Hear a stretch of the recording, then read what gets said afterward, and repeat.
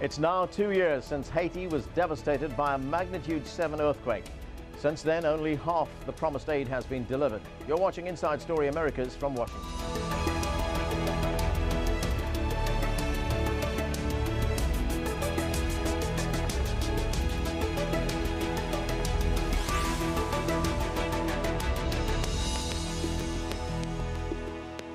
Haiti is one of the most impoverished nations and least developed countries in the world. And since the region's worst earthquake in 200 years, the country has been struggling with political upheaval, health crises, and an annual barrage of hurricanes.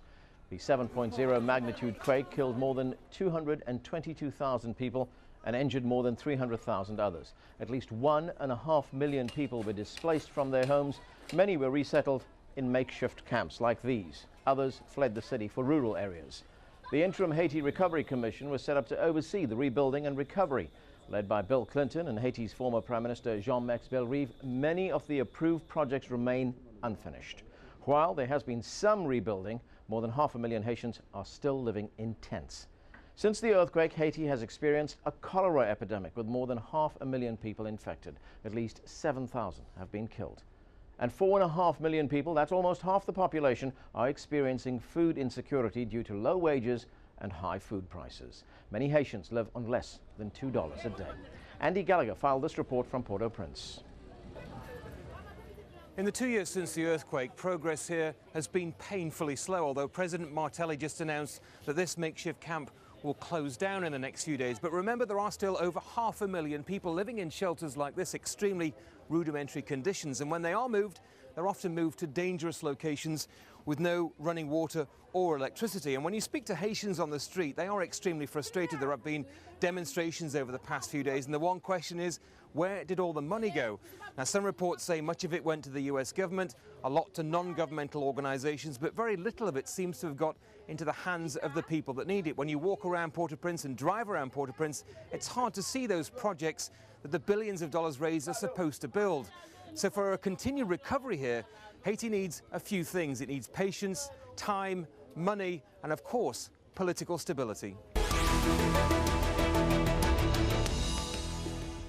So why is it taking so long for Haiti to recover from the earthquake, and what will it take to speed up the process? To discuss this, I'm joined by Kim Ives from the Haiti Liberté News Weekly. He's also made several documentaries on Haiti. Also in the studio is Mark Weisbrot from the Center for Economic and Policy Research. He's written extensively on Haiti and international economic policy. And joining us from New York is Ray LaForest, a Haitian activist and community organizer. Welcome to all of you to the studio. Thank you. Well, let's take a look at some of those telling facts about the state of Haiti 2 years after that devastating earthquake. 2 years on, 500,000 people are still living in tents. Almost 1 million people have no electricity. Only 200,000 people in Haiti have regular jobs, and 80% are surviving on just $2 a day, or less than $2 a day in many instances. Mark Weisbrot, what's gone wrong? Well, at first they didn't appropriate enough money even for the reconstruction. After the earthquake, the estimates were 10 to 14 billion just to reconstruct, not just, relief in food and water.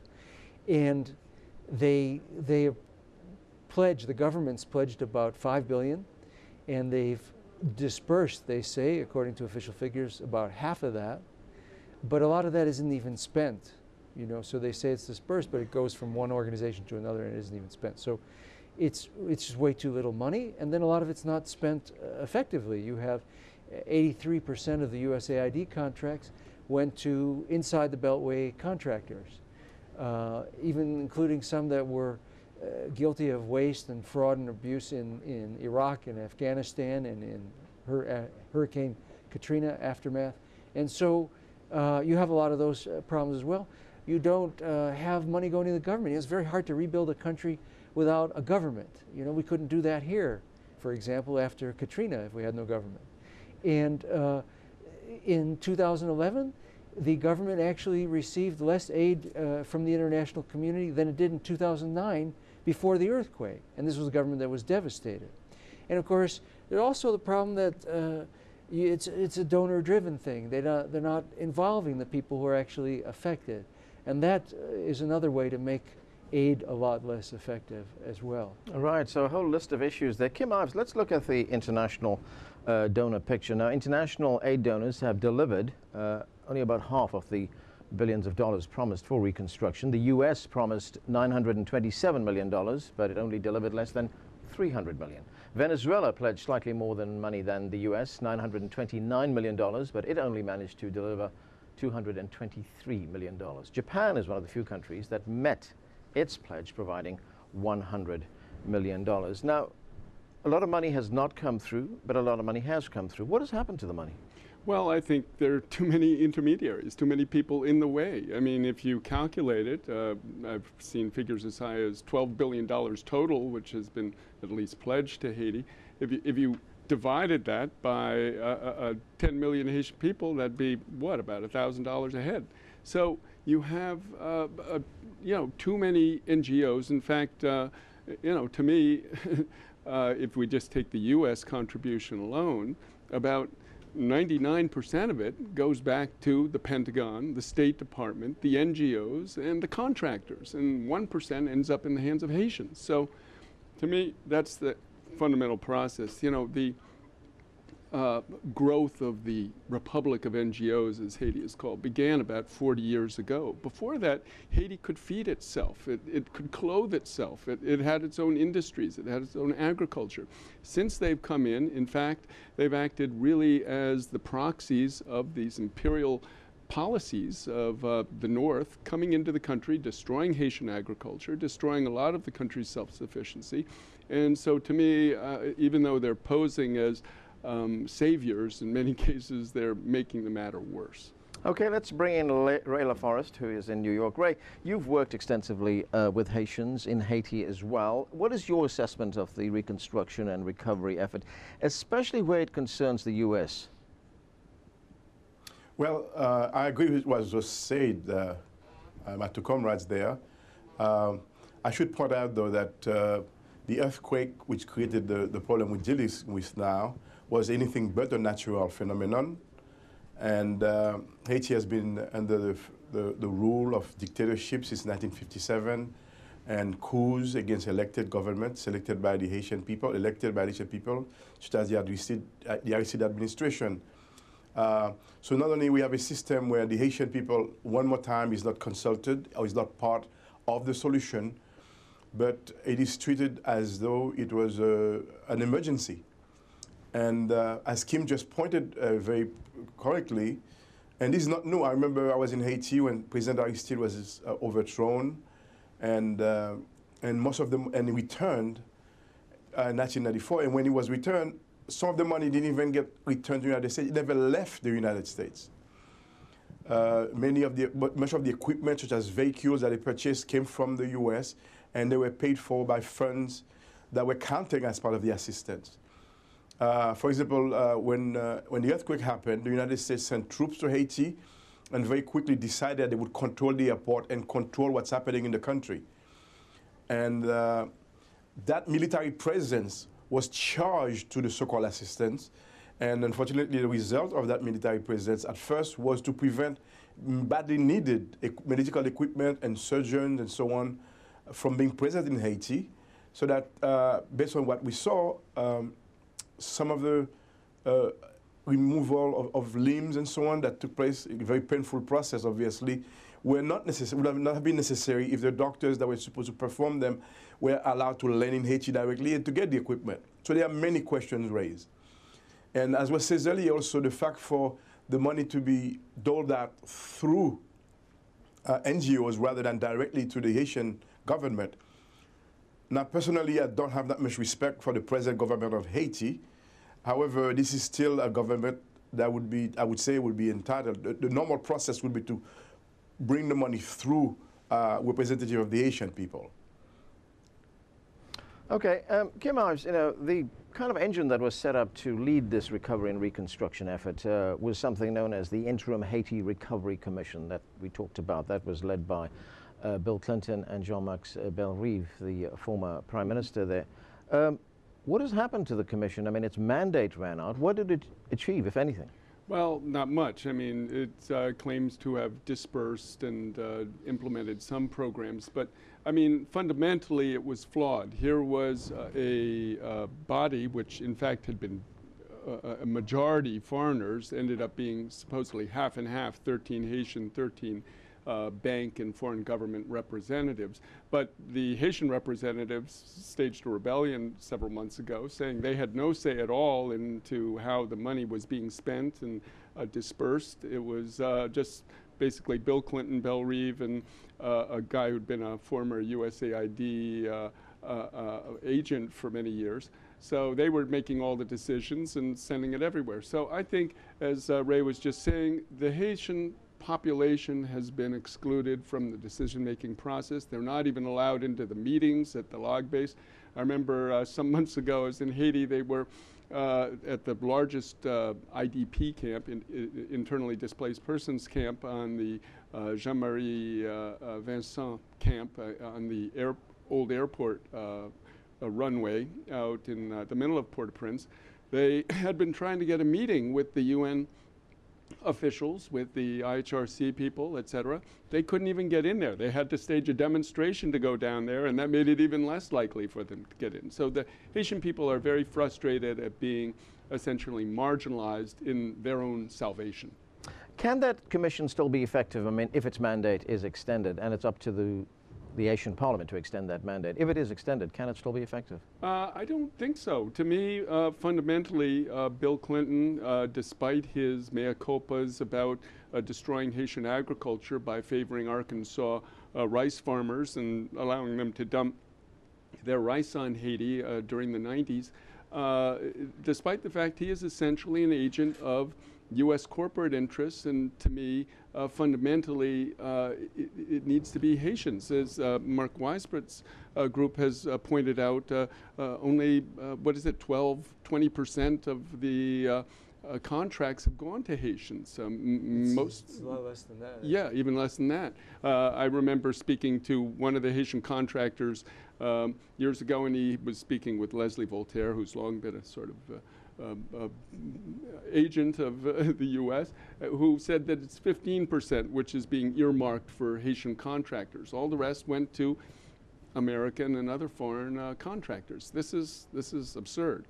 Right. You know, Mark Weisbrott, I want to just talk about that point. You brought that up earlier on, how the money is distributed in Haiti.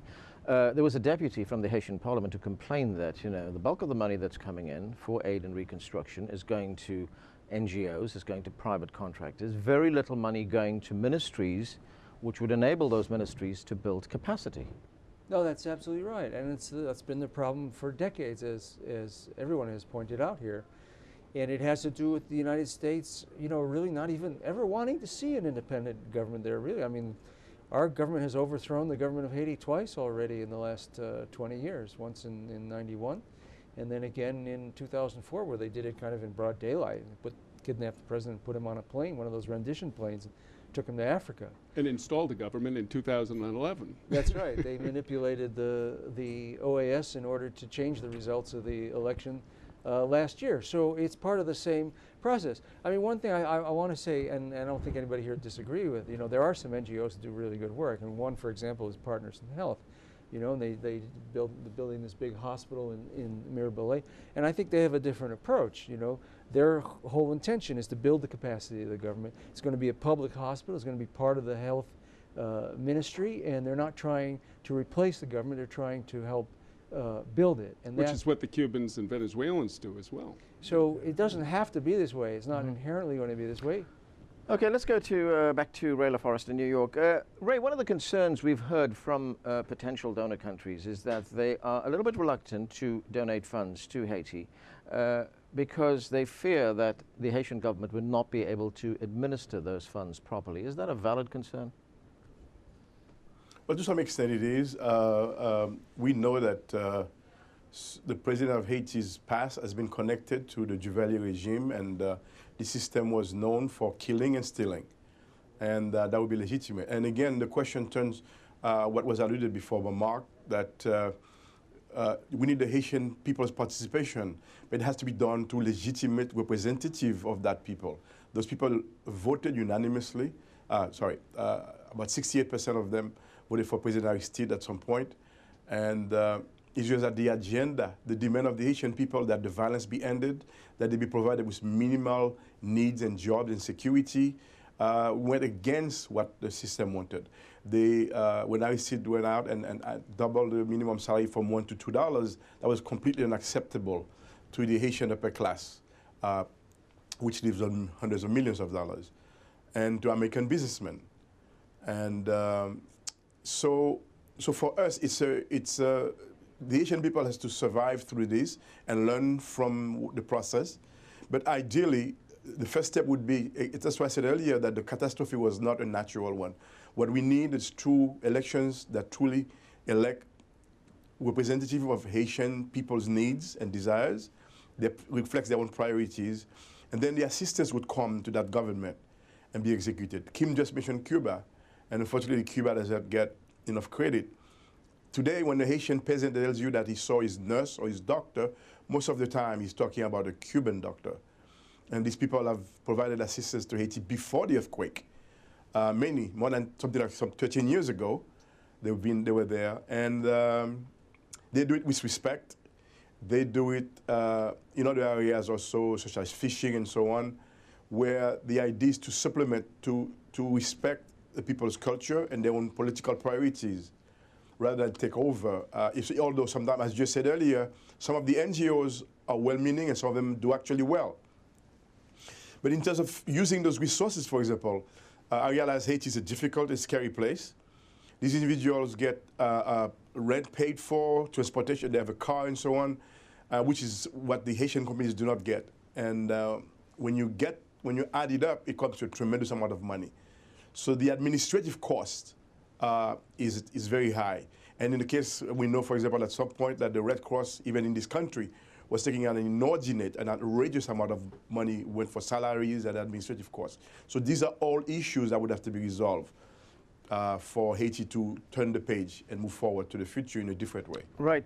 Kim, is there a danger that, we're only 2 years after the earthquake, second anniversary right now, but is there a danger that as the years go by, the international community could get something which is known as aid fatigue, where they say, well, look, we've heard about this, people suffering out there in the world, we've been asked to donate money, and it just goes on, and there's no interest, they lose interest, and Haiti could fall victim to that? Well, I think there isn't too much danger of that. This is a business. It's a racket, I could say. And there's a lot of people making money off it, and they have an interest in seeing it continue. To me, the issue is the U.S. principally, with France and Canada and others behind them, have an interest in keeping control of Haiti, and that's why they have a UN military occupation installed in the country. The country's not at war with anybody, and yet these peacekeepers are there now, going on 8 years. It's costing close to $1 billion a year to keep them there. That money could be going to the Haitians. $850 million a year to pay about 9,000 to 13,000 foreign troops to come in and point guns at people who are trying to sell food in the dust.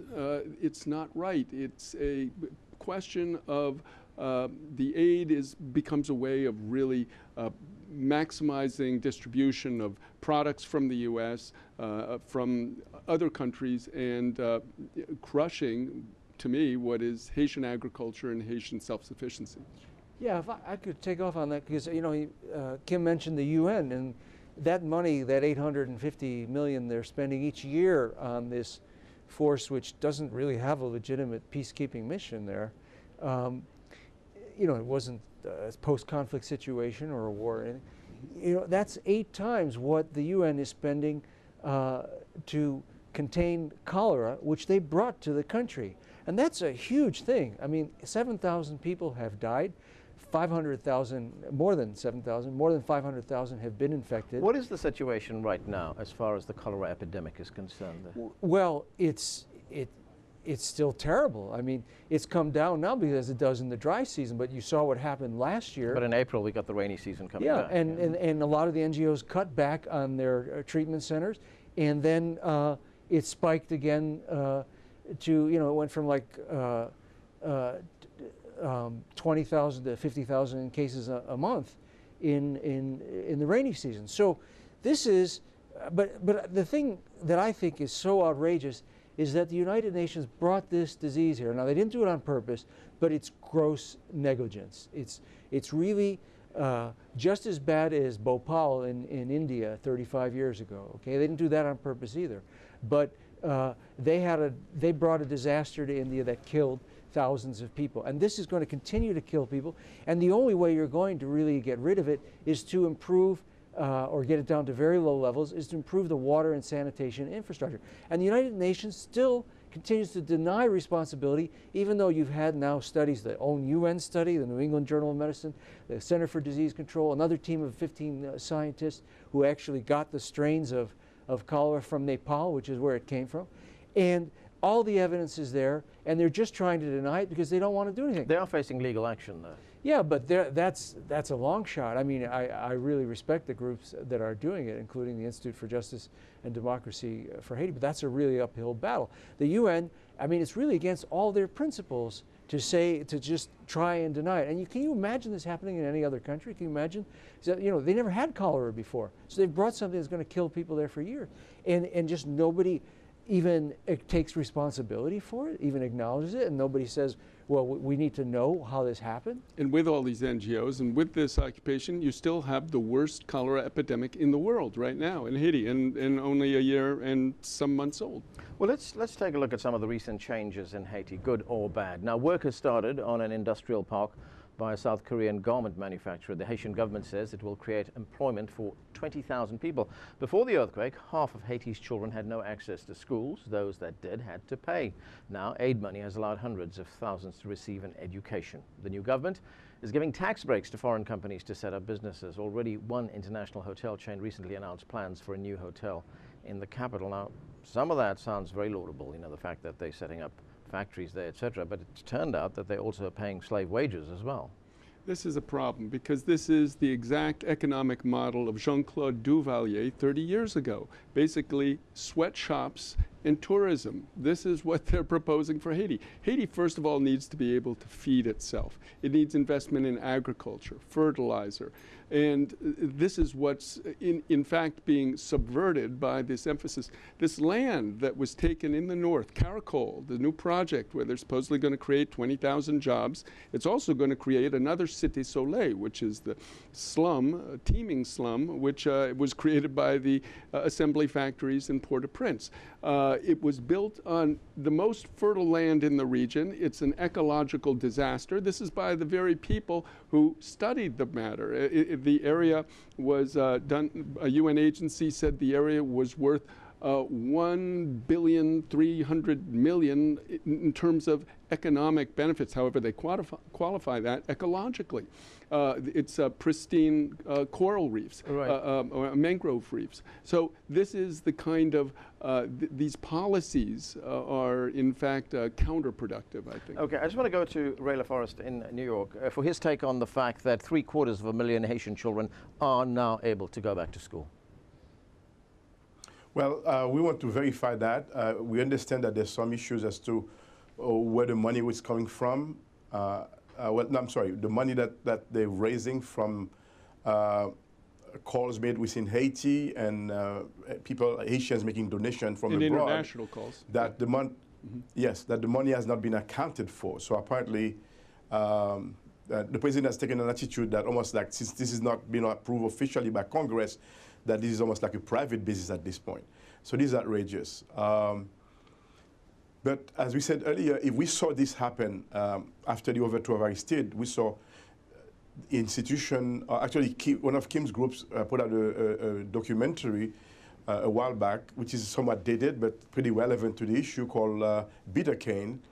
And what it analyzed was the reason, make it easy for people to understand the reason why the United States would be in Haiti.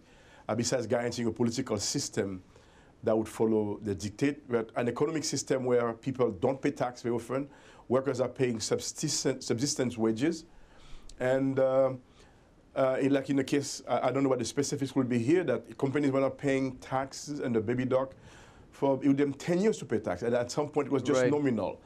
and then they paid bribes directly to the government. Okay. Ray, so what we see happening, and we think they understand that, is that the Haitian people will not tolerate it. So therefore, they're trying to create a Haitian army that will keep people in check. Okay, we're going to have to leave it there. We've run out of time. Gentlemen, I want to say thanks to all of you for joining us. That's it from the team here in Washington, D.C. for now, but we want to hear from you. Tell us what stories you think we should be covering. Send your ideas directly to us at insidestory@aljazeera.net. Bye for now.